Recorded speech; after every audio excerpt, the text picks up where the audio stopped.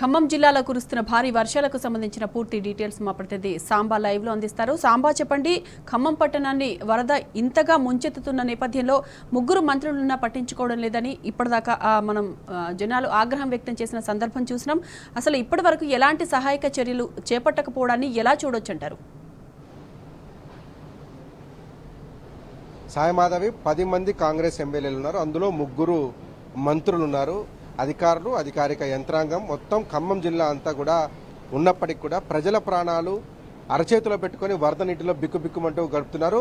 కేవలం మీడియాలో కావచ్చు, బయట కావచ్చు ఫోకస్ అవుతున్నది మన వెనకాల ఉన్నటువంటి ప్రకాష్ నగర్ బ్రిడ్జి మీద ఉన్నటువంటి 9 మందికి సంబంధించినటువంటి సహాయక చర్యలే ఫోకస్ అవుతున్నాయి. కానీ ఈ దాదాపు 3 నుంచి 400 మంది పైచిలకు ప్రజలు ఈ వరద నీటిలో చిక్కుకొని ఉన్నారు. వారందరి ప్రాణాలకు ఈ ప్రభుత్వం నుంచి ఎలాంటి భరోసా రావట్లేదు. ఒక్క ఎన్డీఆర్ఎఫ్ బోటును కూడా తెప్పించలేని పరిస్థితిలో ఈ జిల్లా యంత్రాంగము, జిల్లా మంత్రులు ఉన్నారంటే పరిస్థితి ఎంత దుర్లభంగా, ఎంత దిగజారిన పరిస్థితులు ఉన్నదో అర్థం చేసుకోవచ్చు.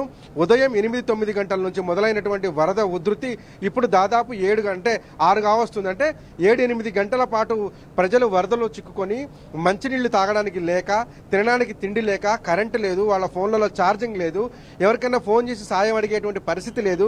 ముగ్గురు మంత్రులు ఉన్నారనేటువంటి పేరుకు తప్ప ఒక్క ప్రాణాన్ని కూడా కాపాడినటువంటి పరిస్థితి లేదు. ఒక ప్రాణాన్ని రక్షించేందుకు చేసినటువంటి ప్రయత్నం కూడా లేదు.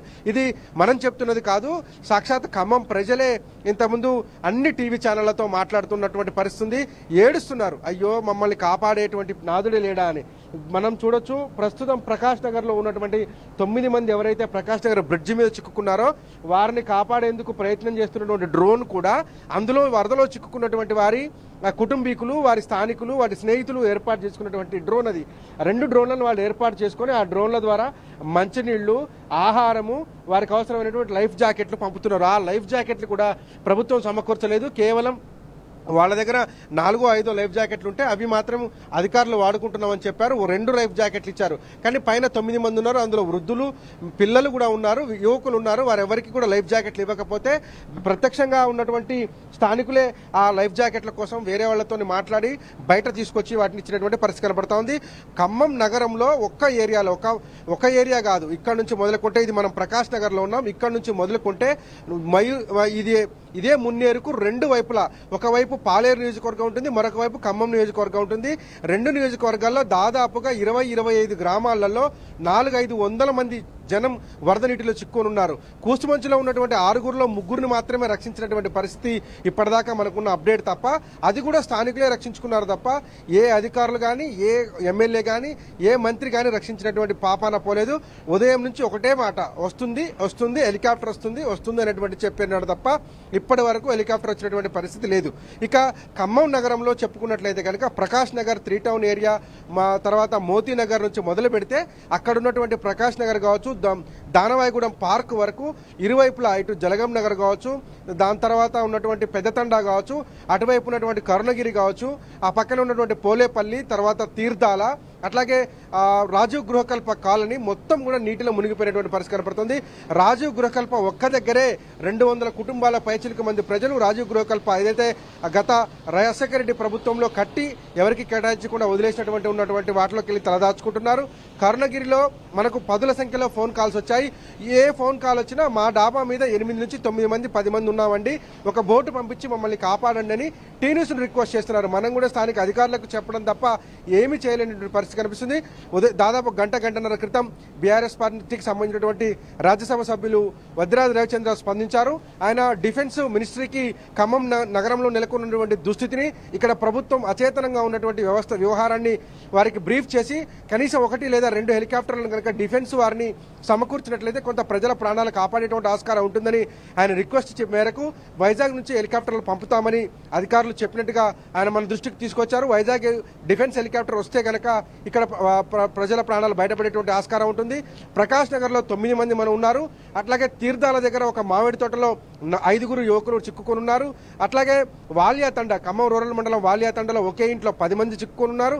నగర్లో అయితే కనుక వందల సంఖ్యలో ఒక ఇంట్లో 10 మంది ఉన్నారు, ఒక ఇంట్లో 20 మంది ఉన్నారు, ఒక ఇంట్లో 4 ఉన్నారు. కానీ ఒక్కొక్క ఇంట్లో దగ్గర మొత్తం ఆ ఏరియాలో కలిపితే 300-400 మంది ఇళ్ల మీద ఉన్నారు. అయితే ఇక్కడ ఒక అంశం ఏంటంటే ఉదయం నుంచి ఆ ఇళ్లన్నీ కూడా నీటిలోనే తడిచిపోయి ఉన్నాయి. అవేవి కూడా పిల్లర్ల మీద కట్టినటువంటి ఇళ్లు కావు, కేవలం మట్టి అట్లాగే ఇటుకల సహాయంతో కట్టినటువంటి ఇళ్ళు. ఇంత పెద్ద వరద వచ్చి కోతకు గురైనటువంటి పరిస్థితులలో ఒకవేళ ఏదన్నా ఇల్లు కూలిపోతే కనుక ఖచ్చితంగా ఒక ఇల్లు కూలినా మినిమం నలుగురు చనిపోయేటువంటి ఆస్కారం ఉంటుంది, వరద నీటిలో కొట్టుకుపోయేటువంటి ప్రమాదం ఉంటుంది. ఇప్పుడు మనకు ఉన్నటువంటి సమాచారం ప్రకారం ఇళ్లలో ఉన్నటువంటి వారంతా కూడా చిన్నపిల్లల్ని వెంట పెట్టుకుని ఉన్నటువంటి తల్లిదండ్రులు, అట్లాగే వరదలో బయటికి రాలేనటువంటి వృద్ధులు, షుగర్ పేషెంట్లు, బీపీ పేషెంట్లు ఉన్నారు. ఎప్పుడు ఏం జరుగుతుందో తెలియని పరిస్థితి. లైట్ కూడా ఫెయిల్ అయిపోయింది. మరొక అరగంట 30 గంట మాత్రమే సహాయ చర్యలకు అవకాశం ఉంటుంది. ఇంత పెద్ద ఎత్తున నిన్నటి నుంచి వర్షం పడుతుంది, మున్నేరుకు వరద వస్తుందని తెలుసు.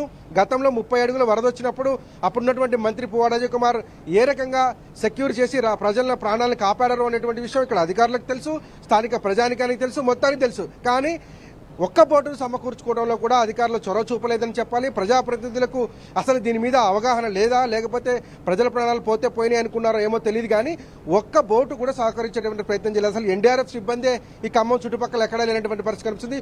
ఒక్క బోటు వస్తే అది ఖమ్మానికి రావాలా, పాలేరుకు రావాలనేటువంటి ఒక ఫైటింగ్లో భాగంగా పాలేరుకు తీసుకుపోయారు. కానీ పాలేరులో కూడా వెళ్ళినటువంటి ఎన్డీఆర్ఎఫ్ సిబ్బంది ఆ వస్తున్న వరదను చూసి మేము కాపాడలేమని చేతులెత్తేయడంతో ఇప్పటికీ కూడా ఈ క్షణం కూడా అదే 5 యువకులు ఆ తీర్థాల దగ్గర వరద నీటిలో చిక్కుకుపోయినటువంటి దుస్థితి ఉంది.